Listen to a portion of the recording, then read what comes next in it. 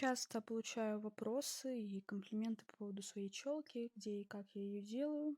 И вот, собственно, вот так вот я ее делаю на кухне. Выделяю передние прядки. Они у меня и так короче, потому что такая челка у меня уже была. Соответственно, отделять мне их очень легко. Просто срезаю по прямой маникюрными ножницами, да. Далее отделяю дальнюю прядку, делю ее на два и каждую стригу такой лесенкой. Переднюю к лицу чуть-чуть покороче, заднюю чуть-чуть подлиннее, чтобы был такой относительно плавный переход, насколько у меня он получится. То же самое я делаю с другой стороны. Особо не смотрю, чтобы все было ровно симметрично, потому что на самом деле этого вообще не видно. И укладку здесь я делать не буду, просто посмотрю, как лежит. В целом мне все нравится, все получилось так же, как и всегда.